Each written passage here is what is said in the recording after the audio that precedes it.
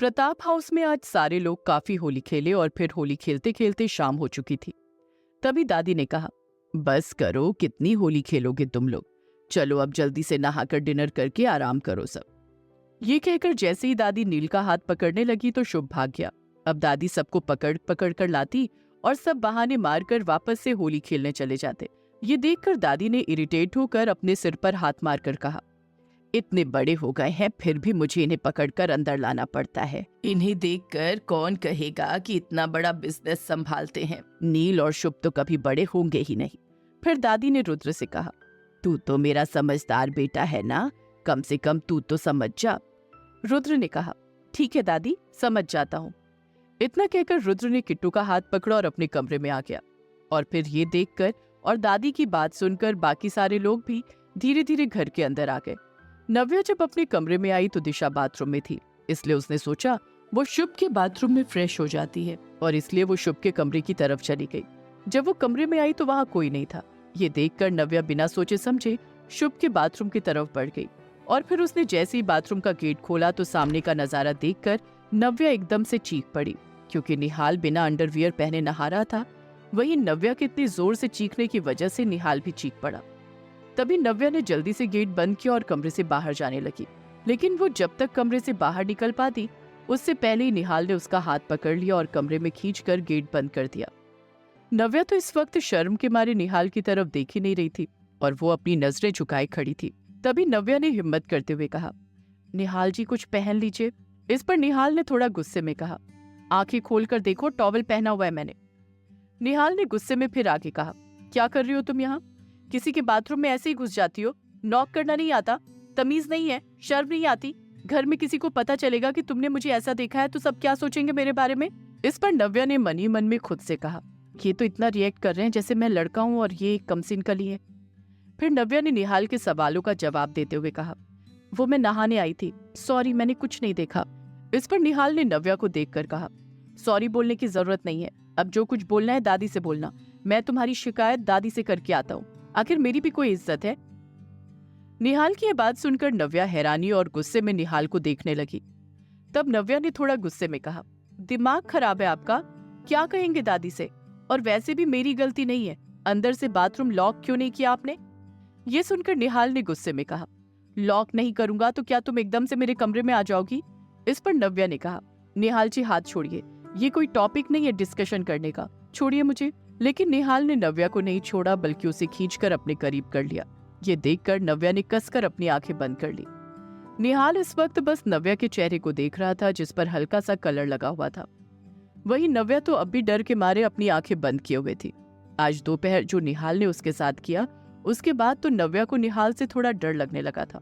तभी निहाल ने अपने मन ही मन में कहा, मेरा प्यार एक्सेप्ट कर लो प्लीज, और मेरे दिल की हालत को समझो नव्या, क्योंकि सच में मैं तुम्हें बहुत प्यार करता हूँ। और फिर इतना कहकर निहाल नव्या के होठों की तरफ झुकने लगा। तभी कमरे के बाहर काका की आवाज सुनाई दी, जिसे सुनकर निहाल पीछे हो गया और फिर नव्या ने उस मौके का फायदा उठाया और अपना हाथ छुड़ाकर जल्दी से वहां से भाग गई। वहीं नव्या के जाने के बाद निहाल के चेहरे पर एक मीठी सी मुस्कान आ गई। दूसरी तरफ रुद्र किट्टू को गोद में उठाए हुए प्यार से उसे देख रहा था और फिर उसने आगे कहा, चलो आज से हम एक नई शुरुआत ये करते हैं कि अब से हम साथ में नहाएंगे। लेकिन रुद्र की ये बात सुनकर किट्टू बार बार ना में अपनी गर्दन हिला रही थी। तभी रुद्र ने कहा, तुम्हारे ना कहने से कुछ नहीं होगा, इसलिए चुपचाप मेरे साथ बाथरूम में चलो। इतना कहकर रुद्र किट्टू को बाथरूम में ले आया और उसे बाथटब में बिठा दिया। लेकिन किट्टू उठकर जाने लगी तो रुद्र ने उसका हाथ पकड़कर फिर से बाथटब में बिठा दिया और फिर रुद्र भी बाथटब में किट्टू के पीछे आकर बैठ गया। और फिर रुद्र ने किट्टू के हाथों को पीछे से पकड़ते हुए कहा, किट्टू डरो मत, कुछ कर नहीं रहा हूँ, बस थोड़ी देर तुम्हारे साथ यहाँ बैठना है। ये सुनकर किट्टू अब शांत हो गई और फिर वो थोड़ा सा पलटी और रुद्र के सीने पर सिर रखकर रुद्र के कुर्ते के बटन के साथ खेलने लगी। ये देखकर रुद्र ने किट्टू के बालों को चूमकर प्यार से कहा, ऐसे करोगी तो मैं कंट्रोल खो दूंगा। ये सुनकर किट्टू ने रुद्र को हैरानी से देखा तो रुद्र ने कहा, हाथ देखो अपना, क्या कर रही हो? तुम खुद ऐसे छेड़ती हो, फिर मुझसे उम्मीद करती हो कि मैं तुम्हारे साथ कुछ करूँ ना? ये सुनकर किट्टू ने रुद्र के सीने पर हल्का सा मार दिया और फिर रुद्र ने किट्टू को सीने से लगाकर कहा, किट्टू मैं तुमसे बहुत प्यार करता हूँ, पता नहीं मुझे तुमसे इतना प्यार कब हुआ, बल्कि तुमने तो कभी मुझे देखा भी नहीं। और ना कभी तुमने मेरे करीब आने की कोशिश की, फिर भी इतना प्यार मुझे तुमसे हो गया है। और फिर ये कहकर रुद्र ने कसकर किट्टू को अपनी बाहों में जकड़ लिया।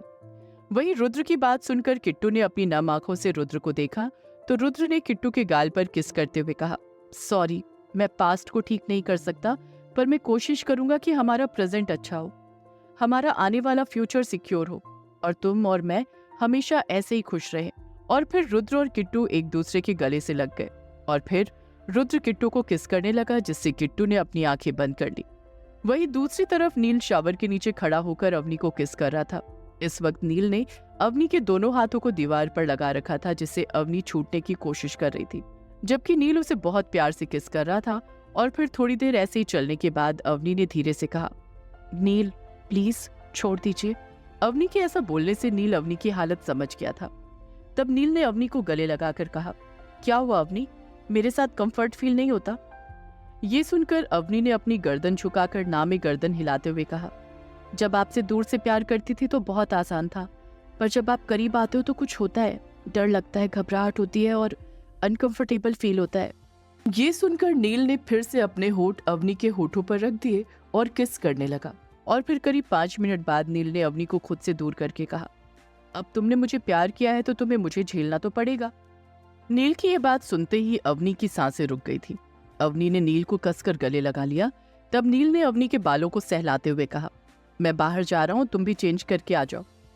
वहीं उधर दिशा भी नहाकर सीढ़ियों से नीचे आ रही थी, लेकिन शुभ अभी तक नहाया नहीं था और वो सोफे पर बैठकर गुजिया खा रहा था। तभी शुभ की नजर जैसे ही दिशा पर पड़ी तो वो उसे देखता ही रह गया। दिशा ने इस वक्त व्हाइट कलर का नाइट सूट पहना हुआ था और वो अभी नहा कर आई थी, जिससे वो बहुत फ्रेश लग रही थी और आज उसका चेहरा भी बहुत खुश लग रहा था।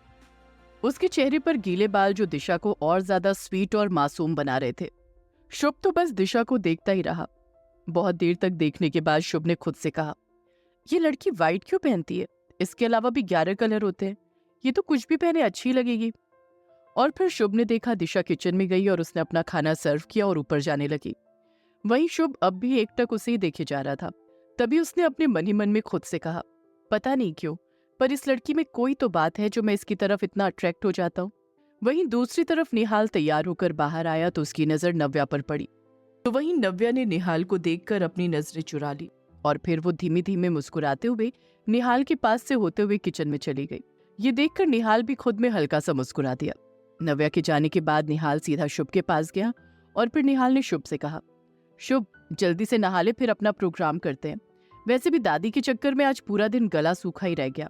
इस पर शुभ ने कहा, गला तो सूखा नहीं रहता, लेकिन 2 साल पहले जो आपने और नील भैया ने ड्रामे किए थे उसको देखते हुए दादी ने प्रोग्राम को बैन कर दिया था। कांड आपने और नील भैया ने किया और सजा हम सबको मिली। ये सुनकर निहाल ने कहा, तू जा नहा ले, मैं नील और रुद्र को फोन करता हूँ, फिर बैठकर पीते हैं चारों भाई। निहाल की बात सुनकर शुभ वहां से चला गया। वहीं शुभ के जाते ही निहाल ने एक कोल्ड ड्रिंक की बोतल ली और उसमें ड्रिंक ऐड कर दी और फिर वो जैसे ही अपनी ड्रिंक से एक सिप लेता उससे पहले ही वहां दादी आ गई। दादी ने हल्के गुस्से में कहा, निहाल ये क्या पी रहा है तू? तुझे मना किया था ना कि होली पर ये सब नहीं करना, फिर भी तू नहीं मान रहा। और फिर दादी ने निहाल के कान को पकड़कर कहा, पिछली बार तूने और नील ने जो ड्रामे किए थे वो क्या कम थे जो फिर से पीने बैठ गया? इस पर निहाल ने खुद को बचाते हुए कहा, दादी ये कोल्ड ड्रिंक है, यकीन नहीं आता तो आप खुद ही पीकर देख लो। निहाल को लगा दादी कभी उस ड्रिंक को पीकर नहीं देखेगी, लेकिन दादी ने निहाल के हाथ से ड्रिंक ली और एक ही सांस में पी गई। ये देखकर तो निहाल ने अपना सिर पकड़ लिया। निहाल को बिल्कुल भी अंदाजा नहीं था कि कुछ ही सेकंड में जो ड्रिंक उसने अपने लिए बनाई थी वो दादी एक झटके में पी लेगी। तभी दादी ने ड्रिंक पीकर कहा, सही कह रहा था, बिल्कुल सही, ड्रिंक है, जा पी ले। लेकिन निहाल तो ये सोच रहा था कि ड्रिंक पीने के बाद दादी अब क्या करेगी। तभी 20 मिनट बाद हॉल में जोर जोर से आवाजें आने लगी, संजय के पिताजी, संजय के पिताजी बाहर आइए। अब दादी पूरे नशे में थी और सब लोग दादी को हैरानी से देख रहे थे। वहीं दादी की आवाज सुनकर रुद्र और किट्टू भी कमरे से बाहर आए। रुद्र ने जब नील की तरफ देखा और इशारे में पूछा कि क्या हुआ है, तो नील ने कंधे उचका दिए जैसे कह रहा हो मुझे नहीं पता। तब रुद्र ने फिर शुभ की तरफ देखा तो शुभ ने इशारों में कहा, मैं तो अभी अभी नहा कर आया हूँ। तब रुद्र ने निहाल की तरफ देखा तो निहाल रुद्र से अपनी नजर चुराने लगा। ये देखकर रुद्र समझ गया कि ये काम निहाल का है। वहीं दूसरी तरफ दादी हॉल में सोफे पर बैठी हुई संजय के पिताजी बार बार कह रही थी, तभी दादी की बात सुनकर दादाजी भी बाहर आए और उनके आते ही सब एकदम से शांत हो गए। तभी दादी को ऐसे बोलते हुए देखकर दिशा दादी के पास जाने लगी, क्योंकि उसे दादी की ड्रिंक करने वाली बात नहीं पता थी। वहीं शुभ ने जब दिशा को दादी के पास जाते हुए देखा तो उसने उसका हाथ पकड़कर पीछे की ओर कर लिया और धीरे से कहा, दादी ने ड्रिंक कर ली है, दादाजी को पता चला तो हम सबको मारेंगे, इसलिए चुप रहो।